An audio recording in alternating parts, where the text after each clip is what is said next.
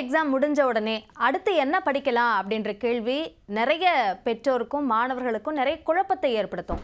சில மாணவர்கள் அடுத்து என்ன படிக்கலாம் அப்படின்ற ஒரு எண்ணத்தோட ஒரு பிளானிங்கோட இருப்பாங்க. ஆனால் அந்த மாதிரியான ஒரு யோசனையே +2 எக்ஸாம் முடித்த பிறகு தான் யோசிக்க ஆரம்பிப்பாங்க நிறைய மாணவர்கள்.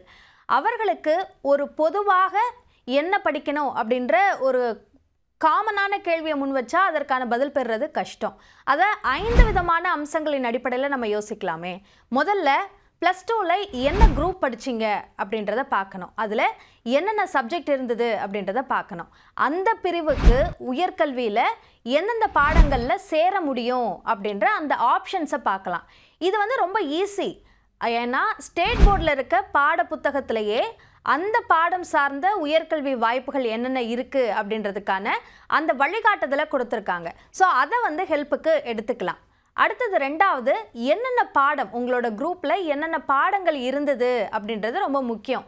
ஏன்னா உதாரணத்துக்கு ஃபிசிக்ஸ், கெமிஸ்ட்ரி, மேக்ஸ் இந்த 3 சப்ஜெக்டும் இருந்தால் தான் இன்ஜினியரிங் சேர முடியும். அதே மாதிரி ஃபிசிக்ஸ், கெமிஸ்ட்ரி, பயாலஜி இந்த 3 இருந்தால் தான் மெடிக்கல் சேர முடியும். உதாரணமாக இப்போ பிகாம் இருக்குது அப்படின்னா அதற்கு எந்தெந்த பாடங்கள் இருக்கணுமோ தேவையோ அந்த கல்லூரியில் அதற்கான தகவல் ப்ராஸ்பெக்டஸில் பார்த்தா தெரியும். அதில் இருக்கக்கூடிய அடிப்படையில் அந்த பாடங்கள்லாம் உங்களோட குரூப்பில் இருக்கா அப்படின்றத தெரிஞ்சுக்கணும். இது 2வதான ஒன்று. 3வது ரொம்ப முக்கியமான ஒன்று, நமக்கு பிடிச்ச துறை எது, அந்த மாணவருக்கு எந்த துறை பிடிக்கும் அப்படின்ற ஒரு அறிதல் இருக்கணும். அந்த அறிதலின் அடிப்படையில் அந்த பிடிச்ச பாடத்தை எடுக்கும்போது அந்த பாடத்தை ரொம்ப ஈஸியாகவும் படிக்க முடியும், ரொம்ப சிறப்பாகவும் அதில் எக்ஸல் ஆகிறதுக்கான வாய்ப்பு அந்த மாணவருக்கு இருக்கும். ஸோ அதனால் பெற்றோர்கள் ஒரு முடிவை செய்கிறதுக்கு முன்னாடி அந்த துறை அந்த மாணவருக்கு பிடிக்குதா அப்படின்றத தெரிஞ்சுக்கிட்டு அதற்கு பிறகு சேர்க்கணும். இது நிறைய மாணவர்களுக்கு தனக்கு பிடிச்ச படிப்பு எது, எந்த துறை அப்படின்ற ஐடியாவே இல்லாமல் கூட இருக்கலாம். அப்போ என்ன செய்யலாம்னா, வேலை வாய்ப்புகள் எதற்கு அதிகமாக இருக்குது அப்படின்றதுக்கான வழிகாட்டுதல்கள் நிறைய பேர் இப்போ யூடியூப்லையும் கொடுக்குறாங்க. அதே மாதிரி இது மாதிரியான ஊடகங்கள் மூலமாகவும் கொடுக்குறாங்க.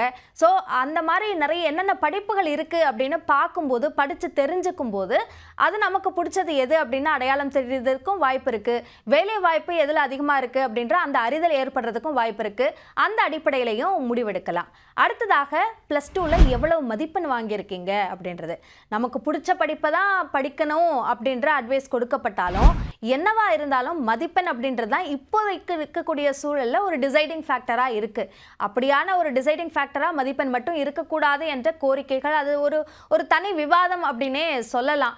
இருந்தாலும் இப்போ இருக்கிற விஷயத்தில் ஒரு கல்லூரி இப்போ பொறியியல் தான் படிக்கணும் அப்படின்னு முடிவு பண்ணிட்டா அதில் எந்த கல்லூரியில் இடம் கிடைக்கணும் அப்படின்றத டிசைட் பண்ணுறது மதிப்பெண்ணாக தான் இருக்குது. ஸோ நம்ம கிடைக்கக்கூடிய மதிப்பெண் என்னவாக இருக்கும் அந்த அடிப்படையிலையும் படிப்பை தேர்வு செஞ்சுக்கலாம். அதுவும் முக்கியமான ஒன்று. இன்னொன்று, குடும்ப சூழல். இப்போ குடும்ப சூழல்னு நம்ம அதை சுருக்கிட வேணாம். இப்போ குடும்ப சூழல்னால நமக்கு பிடிச்ச படிப்பை படிக்காமல் இருக்கணுமானா இல்லவே இல்லை. எல்லாத்துக்குமான வழிகள் இருக்கத்தான் செய்து. அந்த வழி என்ன அப்படின்றத நம்ம தேடி கண்டுபிடிக்கணும். உதவித்தொகை, கல்விக்கடன், நம்ம தேர்வு செய்யக்கூடிய படிப்புக்கான உதவித்தொகை வாய்ப்புகள் என்ன இருக்குது அப்படின்றத தேடலாம். அதே மாதிரி கல்விக்கடன் எந்தெந்த வகையில் எவ்வளவு கொடுக்குறாங்க, அதற்கான தேவை என்ன அப்படின்றத முடிவு பண்ணலாம். இந்த அம்சங்களெல்லாம் அடிப்படையாக வச்சு அடுத்ததான் நம்ம என்ன படிக்கலாம் அப்படின்ற ஒரு முடிவுக்கு நம்ம வரலாம்.